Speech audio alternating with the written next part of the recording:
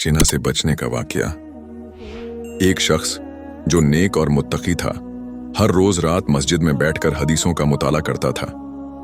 एक रात जब वो गहराई से हदीसों में मशगूल था, अचानक तेज बारिश शुरू हो गई। बारिश इतनी जबरदस्त थी कि हर तरफ पानी ही पानी नजर आ रहा था। इसी दौरान एक खातून बारिश में फंस गई। वो घबराई हुई मस्जिद के अंदर आई और कांपती आवाज में बोली, मुझे एक रात के लिए यहां पनाह दे दीजिए, सुबह होते ही मैं चली जाऊंगी।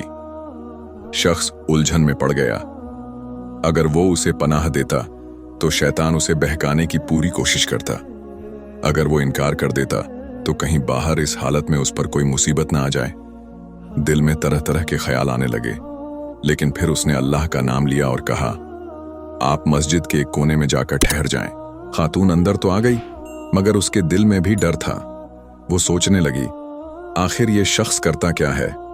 उसे अपने दीन और इज्जत की फिक्र थी, इसलिए वो धीरे धीरे नजर रखने लगी कि ये शख्स अब क्या करेगा। जब उसने देखा तो हैरान रह गई। वो शख्स अपनी किताबों में मशगूल था, हदीसों का मुताला कर रहा था। ना कोई बुरी नजर, ना कोई गलत हरकत। खातून की आंखों में आंसू आ गए। उसने अपने दिल में कहा, सच में तकवा इसी को कहते हैं। वो शख्स हदीसों का मुताला करते हुए अपनी उंगली को चिराग की आग में डालता। जब उंगली जलने लगती तो फौरन हटा लेता। पूरी रात वो इसी हाल में रहा। उस खातून ने जब ये मंजर देखा तो हैरान रह गई। फज्र की अजान हुई तो वो शख्स जल्दी से आया और उस खातून को मस्जिद से जाने को कहा, लेकिन वो डटी रही। उसने कहा, अल्लाह की कसम, मैं तब तक नहीं जाऊंगी जब तक आप नहीं बताते कि सारी रात अपनी उंगली को क्यों जलाते रहे। शख्स ने पहले इनकार किया, ये मेरा और अल्लाह का मामला है। मगर जब खातून ने बहुत जिद की तो आखिरकार उसने कहा, जब मैं हदीसों का मुताला कर रहा था उस दौरान शैतान ने मुझे वसवसा डाला।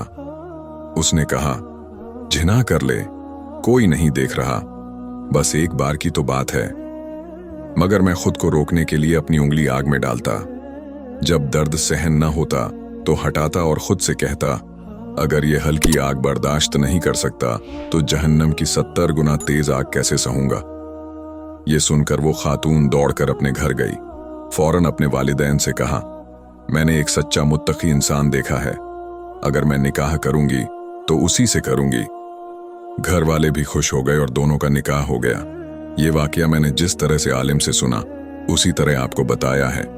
ऐसे कई किस्से किताबों में मौजूद हैं। अल्लाह पाक से दुआ है हम सबको जीना जैसे गंदे गुनाह से बचाए, आमीन। अगर वीडियो पसंद आई हो तो अपने दोस्तों के साथ शेयर भी कीजिए और हमारे चैनल को सब्सक्राइब भी कर लीजिए।